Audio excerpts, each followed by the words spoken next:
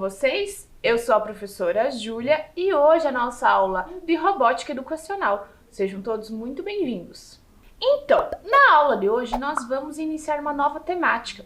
Lembrando que já falamos sobre a cidade de Curitiba e os conceitos tecnológicos. Mas eu vou lançar um desafio para vocês. Será que Curitiba é uma cidade sustentável? Então, justamente é essa temática. Cidades sustentáveis. O que será? O que é cidade sustentável e o que é os objetivos do desenvolvimento sustentável? O que tem a ver? Para isso, nós vamos entender um pouquinho do conceito. O que é uma cidade sustentável? Observem comigo. Cidade sustentável, aquela que incorpora ações de sustentabilidade em seus serviços fundamentais, como segurança, transporte, educação, saúde, coleta de lixo, saneamento, energia, entre outras coisas. Percebam que tudo isso está mesclado e alinhado a uma cidade sustentável e aos objetivos do desenvolvimento sustentável. Mas agora nós vamos ver um pouquinho para entenderem num vídeo o que é ODS, o que são os Objetivos do Desenvolvimento Sustentável.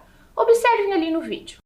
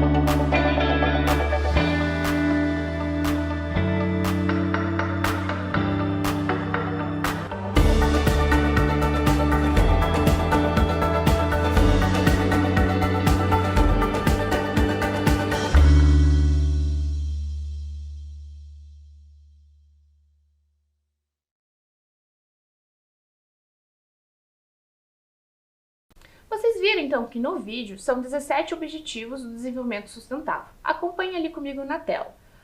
Os ODS representam um plano de ação global para eliminar a pobreza extrema e a fome, oferecer educação de qualidade ao longo da vida para todos, proteger o planeta e promover uma sociedade pacífica e inclusiva até 2030. Então, esse é o plano de ação global. Vários países participaram numa reunião na ONU e assinaram esse acordo, esses objetivos. Então, desde a questão da erradicação da fome, da pobreza, como também outros, promovendo essa qualidade de vida, promovendo essa questão, tirando a desigualdade e trazendo essa questão para todos os países, tentando promover a paz, a justiça, entre outros pontos que nós vamos ver no decorrer da aula, vocês vão ver que esses objetivos são muito importantes para que sejam desenvolvidos até 2030. Vamos ver ali, ó. Os Objetivos de Desenvolvimento Sustentável, ODS, são um modelo para alcançar um futuro melhor e mais sustentável para todos. Então, além de tentar trabalhar, desenvolver todos esses objetivos, mas eles estão respaldados nas dimensões da sustentabilidade. Ou seja, não é só acabar com a fome de qualquer forma. Não é só tentar promover a paz de algo aberto, liberal, assim. Mas tudo respaldado dentro das 3 dimensões da sustentabilidade. E nós já vamos ver quais são essas dimensões. Antes disso, eu vou mostrar para vocês uma animação falando um pouquinho mais do que são essas ODS. Os ODS, os Objetivos do Desenvolvimento Sustentável. Acompanhem comigo. Vamos imaginar que você esteja viajando pelo espaço e que agora você esteja olhando para uma vida inteligente.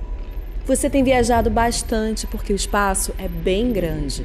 E agora você vê a Terra, uma pequena ilha no espaço, uma composição de água, pedra e solo, uma camada fina de ar para conseguirmos respirar. Existe mais vidas no espaço?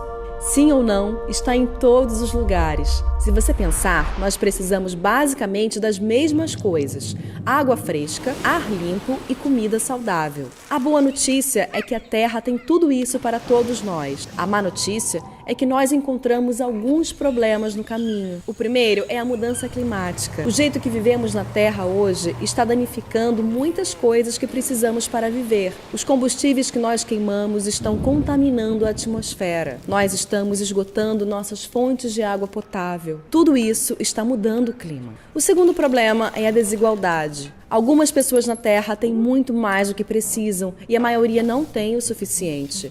Isso causa pobreza e não é justo. Milhões de pessoas não têm acesso aos remédios que poderiam prevenir doenças. Em alguns lugares, as crianças não entendem o motivo de ir à escola. Em outros, milhões de crianças querem ir à escola. Isso é justo? Com sorte, nós temos um plano. As Nações Unidas anunciaram os Objetivos Globais para o Desenvolvimento Sustentável.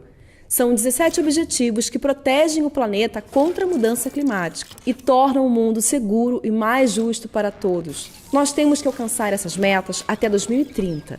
A melhor coisa de se ter um plano é que nós podemos checar como estamos indo ao longo do caminho, mostrando as partes em que fomos bem e as partes que devemos melhorar. Até 2030 teremos um longo caminho, então nós temos que encorajar uns aos outros todos os dias.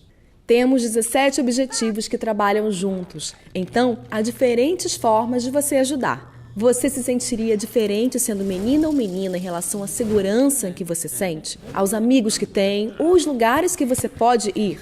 E se achássemos uma nova forma de transformar a água em limpa e potável? E se pudéssemos reciclar todo o nosso lixo? O que mais poderíamos mudar? Nós todos vivemos na Terra e nós dependemos da Terra para viver. Nós temos diferentes culturas, nós temos um só planeta e devemos tomar conta disso tudo e uns dos outros e compartilhar o que nós temos de forma igualitária e sustentável. Tudo o que precisamos está bem aqui. Algum dia nós encontraremos vida inteligente em outros planetas. Enquanto isso, vamos ver o quanto de inteligente podemos fazer para todos nós na Terra. Só lembrando. Vocês viram que legal essa animação? Mas para entender o que é sustentabilidade e o que ela tem a ver com os ODS, vamos ver aqui um significado que eu encontrei para vocês no dicionário. Acompanhe comigo. Adjetivo que se consegue sustentar, manter, em que há ou pode haver sustentação, que se consegue defender, defensável. Teoria sustentável, que pode ser realizado sem que haja prejuízo, riscos ao ambiente, desenvolvimento sustentável, etimologia, origem de palavra sustentável. Então vocês viram ali no significado que essa questão, além de dar sustentabilidade à palavra, mas de não existir riscos para o meio ambiente, e nós vamos ver que existem as dimensões, não só o meio ambiente, mas econômico e social. Então, quando falamos dos 17 objetivos, é trazendo essa ideia, que não existe nenhum tipo de risco no desenvolvimento ali dessas metas, para alcançar, né, todos esses objetivos, mas que não traga riscos. Então agora nós vamos ver ali na tela que sustentabilidade são 3 dimensões que estão baseadas: social, econômica e ambiental. Vamos ver o que cada uma delas está relatando e quais são essas dimensões de fato? Social, acompanhem comigo. Trata-se do ponto de vista do capital humano. No caso, é o bem-estar do todo.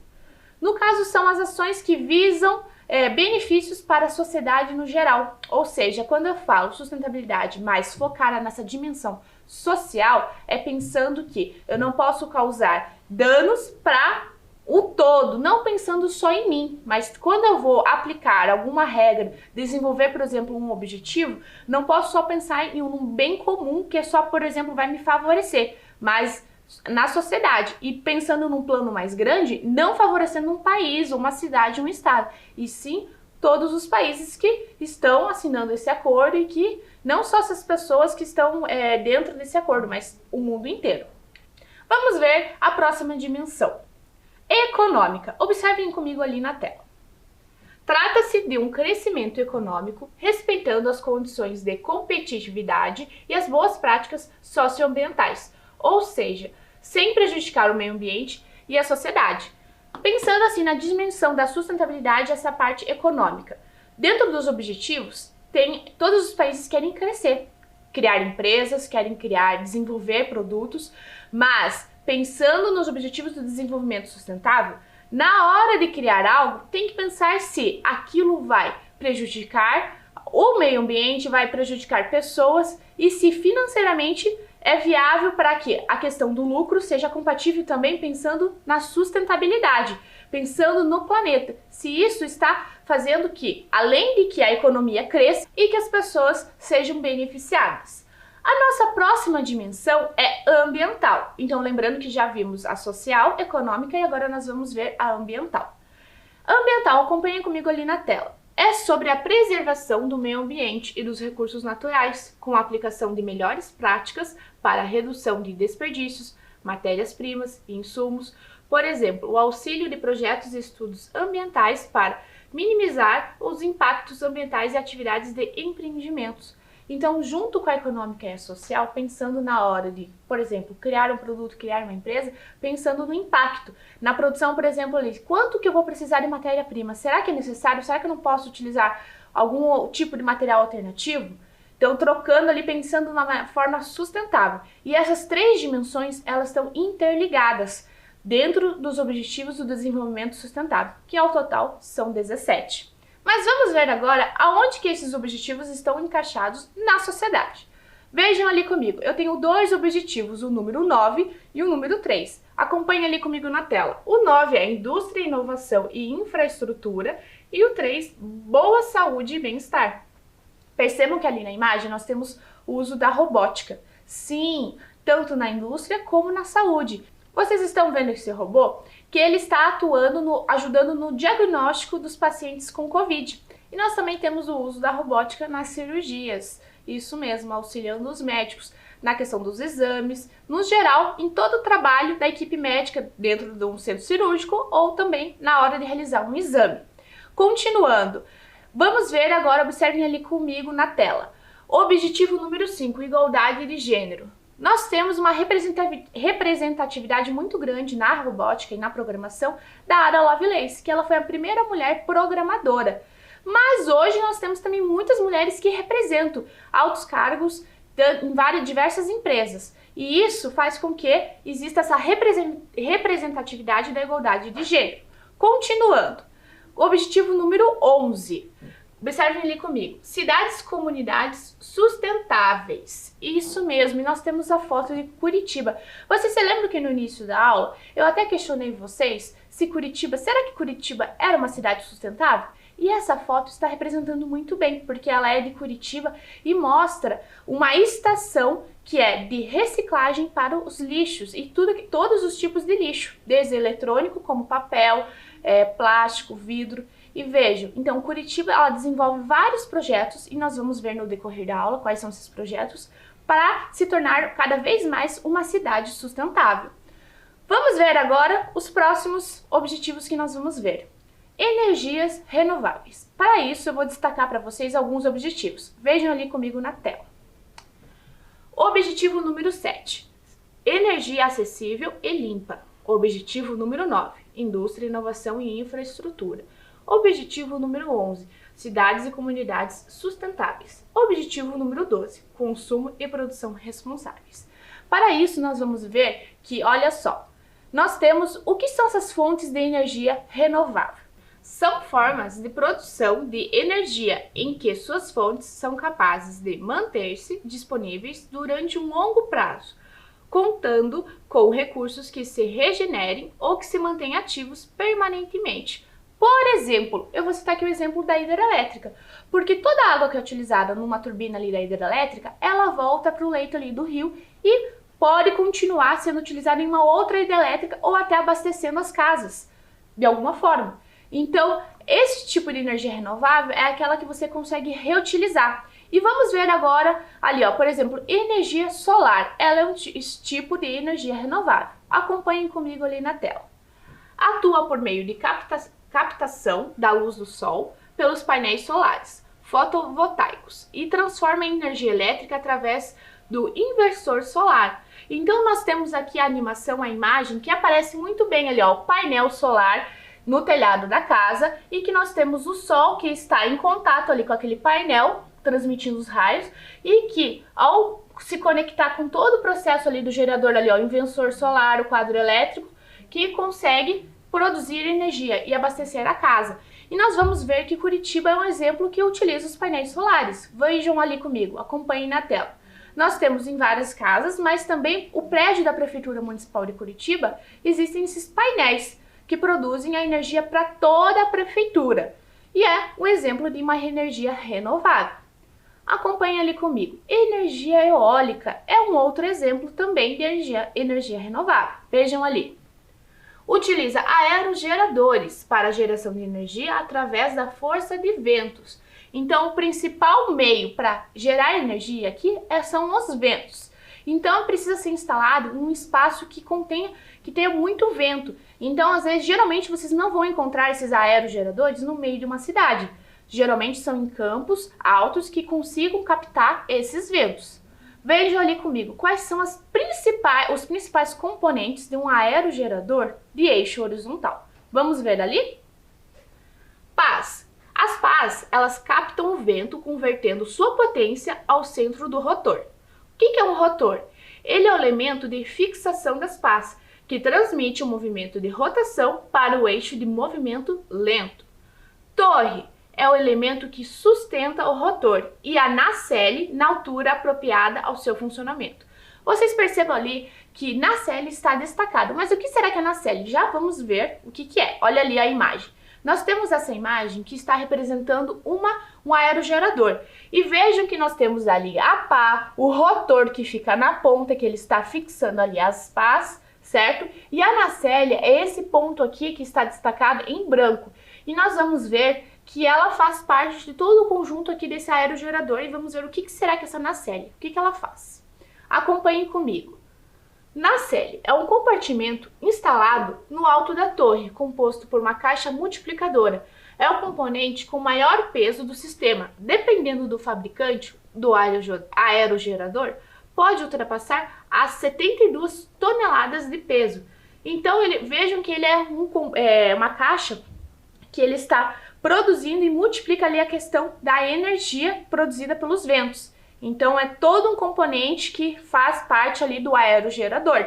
Aqui tem algumas fotos representando para vocês da energia eólica, dos aerogeradores. Percebam que eles não ficam, então, como comentei com vocês, no meio da cidade. Geralmente, você encontra em campos, bem lá no alto, porque para captar essa questão do vento é mais fácil nesses espaços.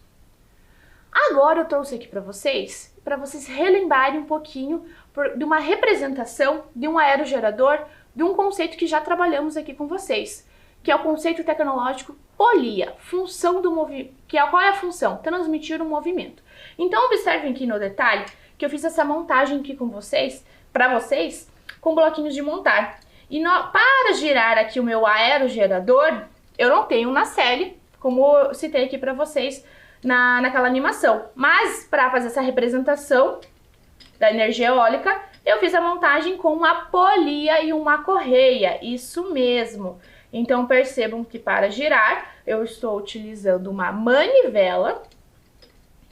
E ao girar essa manivela, as minhas vigas aqui que estão representando as pás estão se movendo. Nessa montagem aqui, olha só, eu utilizei vários bloquinhos de montar, eixo para estar conectando aqui com a minha manivela, além aqui da minha correia, que é um elástico, e a polia, isso mesmo. Mas, professora Júlia, o que é a polia mesmo? Eu já esqueci o que é a polia. Então, eu trouxe aqui para vocês para retomar e para vocês lembrarem desse conceito tecnológico. Vamos ver dali, ó, polias ou roldanas e correias. São um sistema de transmissão mecânica. Suas principais funções são de transferir o movimento de força. As polias ou roldanas são rodas com sulcos nas bordas, no qual é encaixada a uma correia. Então vejam que não é que no aerogerador existe a necessidade de uma polia, mas para essa representação com os kits de robótica, nós utilizamos a polia, ok? Agora eu vou mostrar para vocês uma outra exemplificação, né, de um aerogerador com o kit Ludobot. Isso mesmo. Vejam aqui que eu tenho 3 montagens que são iguais e o que eu vou estar executando aqui para vocês como que funciona. Antes disso, eu quero que vocês vejam aqui as peças. Eu utilizei aqui, deixa eu só colocar aqui que caiu. Eu utilizei vigas, engrenagem, conectores para dar sustentação ao meu corpinho aqui do robô, certo? Porque como tem o peso na lateral, eu preciso dessa sustentação, senão ele não ficaria em pé. Além do cabinho que está conectando aqui na primeira entrada com o corpo do robô, que passa toda a programação que eu executei no programa do kit Ludobot. Agora vocês vão ver como que funciona. Vou ligar aqui. Ao ligar aqui, vocês vão ver que já está executando a representação dos aerogeradores. Então vejam que eles estão programados e cada um está executando no seu tempo o movimento da rotação do aerogerador, ok? Então essa é uma representação que vocês podem estar executando na escola com a sua professora, representando a energia eólica. Vou desligar aqui para continuar a nossa aula. Então vejam que legal essa montagem aqui. Agora nós vamos ver um outro exemplo de energia renovável. Vejam ali comigo. Energia hídrica é produzida principalmente por meio de centrais hidrelétricas associadas a barragens de grande ou média capacidade. Então vejam ali naquela imagem ao lado que nós temos a representação de uma hidrelétrica, que é abastecida por água, ou seja, o principal meio ali de funcionamento das hidrelétricas, dessa energia hídrica, ela é a água. Agora, para vocês conhecerem um pouquinho mais como que funciona uma hidrelétrica, acompanhem comigo ali o vídeo que eu separei para vocês sobre as hidrelétricas.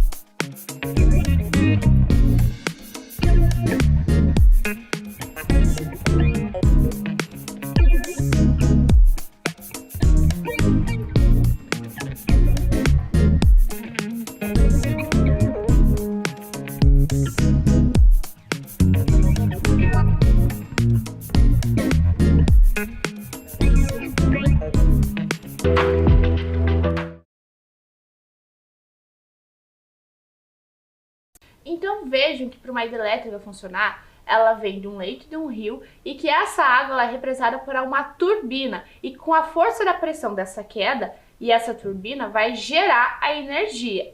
E vocês sabiam que em Curitiba nós temos uma hidrelétrica? Sim! Muitos talvez de vocês, quando falam em hidrelétrica, lembram lá de Itaipu, que fica em Foz do Iguaçu. Mas aqui em Curitiba também nós temos uma hidrelétrica, uma mini central que produz energia hidrelétrica. Vejam ali comigo na tela. Como eu comentei com vocês, aqui no Paraná nós temos a usina hidrelétrica de Itaipu, que fica em Foz do Iguaçu, mas no Parque Barigui nós também temos uma central geradora, isso mesmo. Ela abastece todo o parque, ou seja, fornece energia para o Parque Barigui.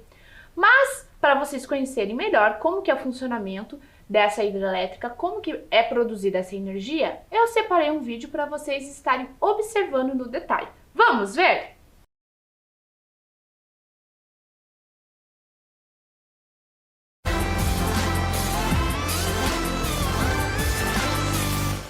É a água represada no Lago do Parque que corre com força para o leito do rio Barigui, que aciona a central geradora de energia hidrelétrica.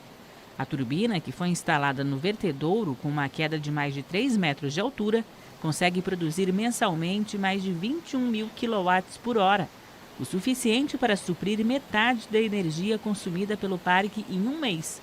A construção da estrutura e os equipamentos para o funcionamento da mini-usina foram doados pela Associação Brasileira de Pequenas Centrais Hidrelétricas. A central hidrelétrica foi batizada de Nicolau Klippel, um dos engenheiros do IPUC que teve a ideia de represar água em lagos para evitar enchentes. Um aplicativo com o nome dele já está disponível para quem quiser monitorar o quanto de energia está sendo gerada e também a redução de emissão de carbono. O interessante é que, além da geração de energia limpa e renovável, a instalação da turbina também vai ajudar a reter o lixo. Na entrada das comportas existem telas de proteção que barram possíveis resíduos que poderiam seguir para o leito do rio. A novidade chamou a atenção dos frequentadores do Parque Barigui.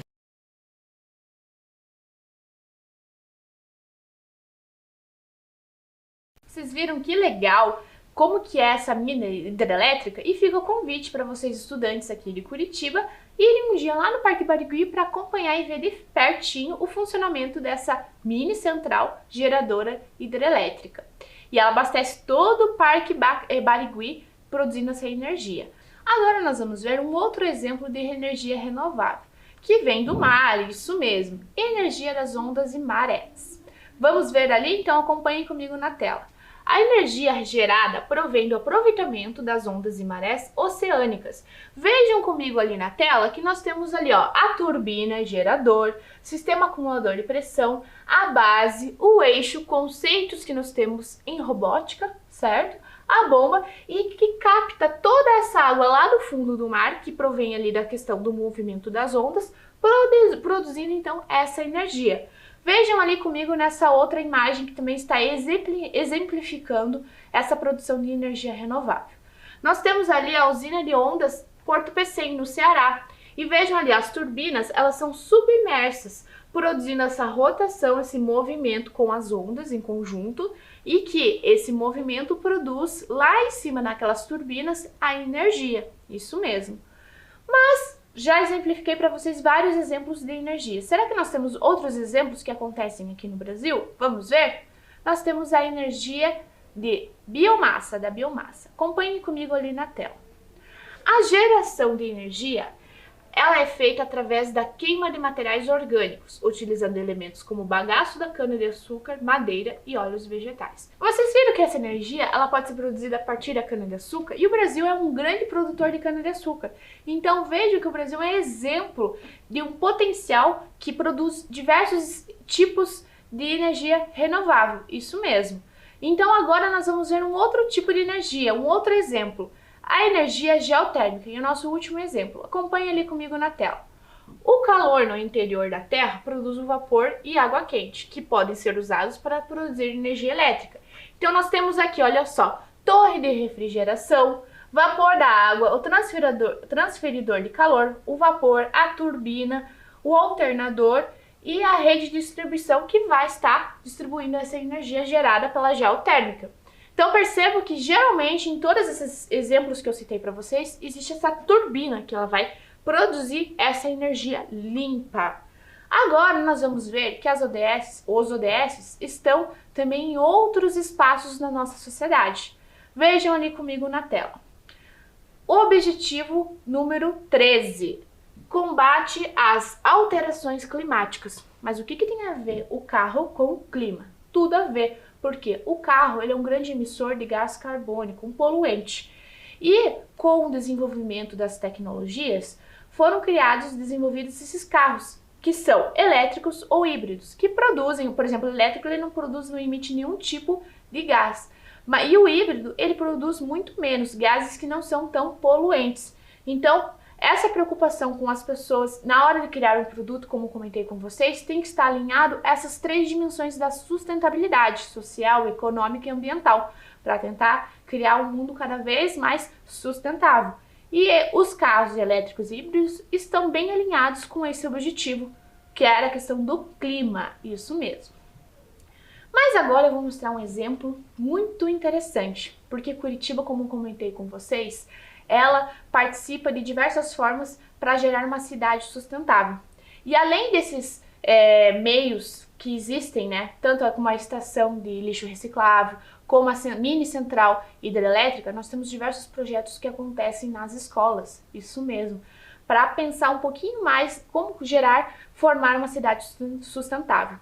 E a professora Solange, do Farol do Saber e Inovação Fernando Pessoa, nos enviou esse vídeo, contando um projeto muito legal que ela desenvolveu com os estudantes da escola, junto com a escola, e eles desenvolveram jardins sustentáveis. Vamos ver como que foi esse projeto, o desenvolvimento desse projeto, e o que será que a robótica tem a ver com as cidades sustentáveis? Vamos ver?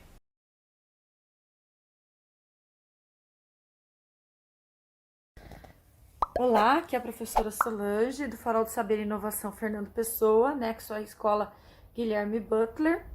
Bom, eu vou contar um pouquinho sobre a minha experiência que nós tivemos no projeto de jardins sustentáveis, né? Mini jardins sustentáveis, né? Então, ele surgiu por meio do projeto Inspirações de Leonardo da Vinci, com o tema Cidades Inteligentes, depois de estudos aprofundados sobre da paixão que Leonardo da Vinci tinha pela natureza e aquela preocupação com o meio ambiente. Então, assim, esse tema, tanto Leonardo, natureza e cidades inteligentes, se encaixou muito bem com a nossa preocupação em construir um mini jardim que não tivesse muita preocupação de estar aguando, um projeto assim que um jardim que fosse realmente controlado por usando a robótica, né? Então, assim, nós tivemos 2 frentes de trabalho na época de pesquisa, tanto com o pessoal que estava construindo os jardins, né? E graças a ajuda da professora Marinei também, que é a agente de leitura aqui do Farol, que me ajudou, né? Me ajudou com as crianças, tanto com as pesquisas. Então, tanto a parte de construção, de plantar, essas coisas. Então, ela sempre estava do meu lado, né? Para ajudar. Então, assim, primeiro nós iniciamos com as pesquisas, né? De como nós íamos construir aquele jardim. Não tínhamos ideia, né? Então, assim, todo mundo, professora, tanto a Marinei quanto eu, saímos em busca do que nós tínhamos, né? O que era possível ter em casa e aqui no Farol para poder construir e dar conta de tudo aquilo. Bom, eu ainda tenho esse kit de Arduino. Usei esse kit de Arduino, mas eu não tinha noção de como mexer naquilo. Então, assim, junto com as crianças, com pessoas que nos ajudaram, nos apoiaram, alguns conhecidos, nós começamos essa pesquisa. Então, a gente tinha o quê? O que eu tinha? Uma bandeja de carne, de temperar carne. Eu tinha tipo uma treliça, assim, uma base que a gente coloca em móveis, né, pra gente erguer, pra ela não, que é sustentação, suportes. Tinha também algumas tampinhas. Nós tínhamos mudinhas de suculentas e calachói. Tínhamos também algumas mudinhas de samambaias, né? Cápsulas de café.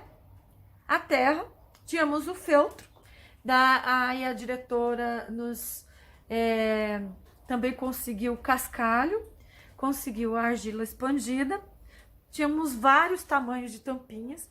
E usamos o quê? A criatividade. Então, as crianças montaram toda a parte do jardim, deixamos na mão deles, né? A gente só foi orientando, né? De que a terra ela não podia ter contato com o fundo, né? Porque se ela umedecesse demais, não haveria a drenagem, então nós fomos pesquisar sobre a questão da drenagem também com a água, e eles montaram, então nós estamos só orientando. Então eles fizeram uma camada de cascalho e argila expandida, depois eles colocaram o suporte plástico para não ter o contato da terra com a água diretamente, e o feltro e a terra, e em cima da terra eles plantaram, fizeram um mini mundo ali em cima. Colocaram também nos espaços em volta, preencheram com minis vasinhos perfurados, com algumas mudinhas, para que a gente tivesse contato para ver a quantidade e o nível da água. E construímos também alguns minis vasinhos assim, autossustentáveis, né? Que é usado o quê? O porta, né? O cápsula, enchia de terra, a gente retirou o filtro dela.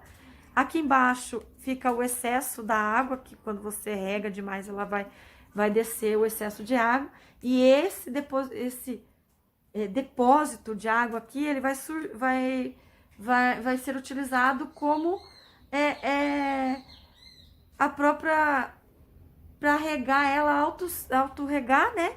No final de semana que a gente não estava aqui. Então, quando ela vai precisando da água em cima, ela vai evaporando a água para cima e vai umedecendo a terrinha e ela fica por vários dias. Ficou bem legal. Nós fizemos também este vaso aqui, ó, que legal. Tem até um farolzinho ali dentro, tá?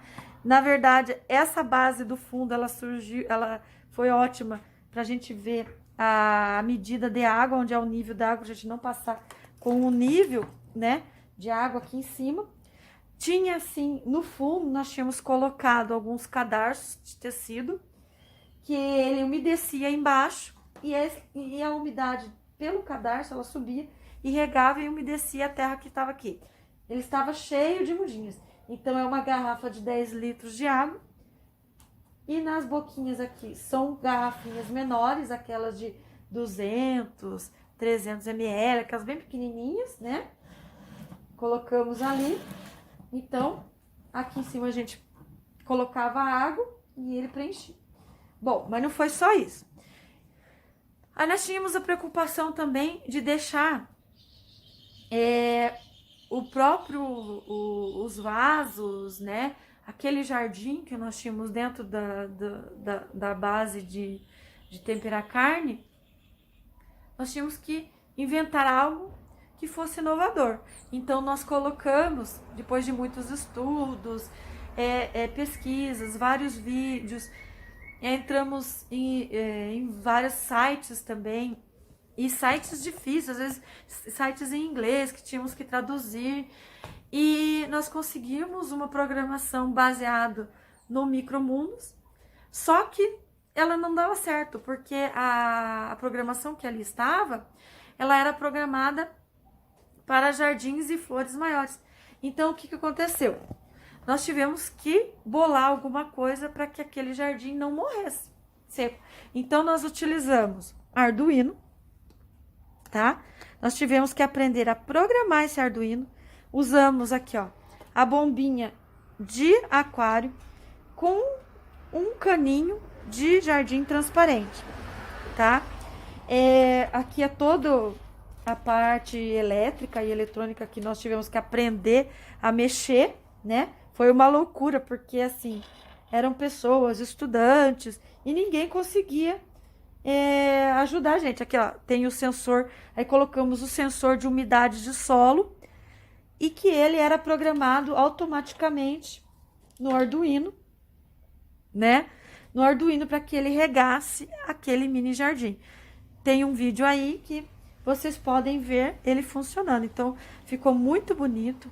Tem fotos com as crianças. Eu acho que vocês vão gostar da nossa aventura, do nosso projeto, né? Que foi baseado todinho na inovação e nas cidades inteligentes e nos projetos de Leonardo da Vinci. Tá bom? Espero que vocês tenham gostado.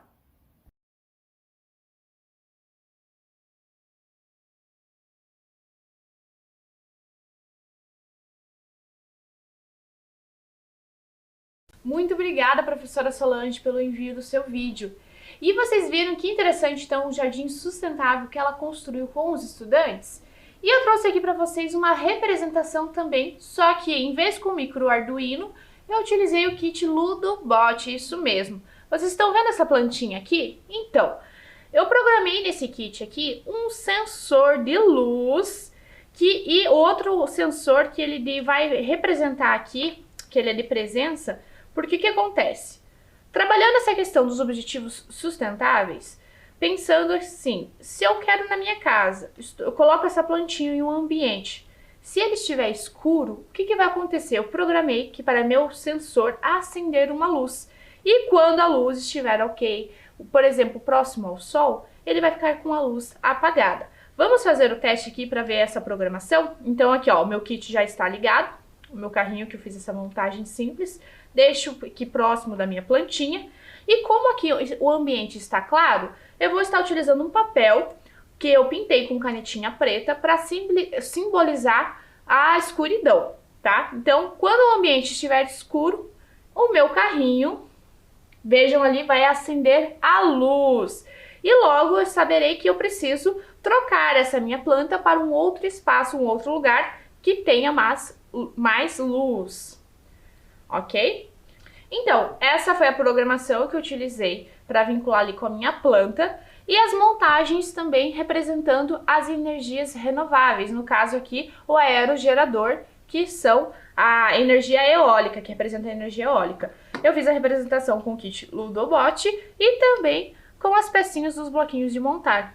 Lembrando porque com o kit Ludobot eu precisei utilizar a programação de uma roleta que vai girar ali as pás, representando as pás do meu aerogerador. E eu vou agora convidar vocês, caso vocês tenham alguma atividade, alguma foto, algum registro, para nos enviar por e-mail. Isso mesmo, eu faço esse convite para vocês, caso você tenha na sua casa ou na escola algum registro das aulas de robótica, que nos encaminhe por e-mail. O nosso e-mail é robotica@curitiba.pr.gov.br. Ficaremos muito felizes em receber os registros de vocês. E eu vou ficando por aqui. Até a próxima aula. Tchau!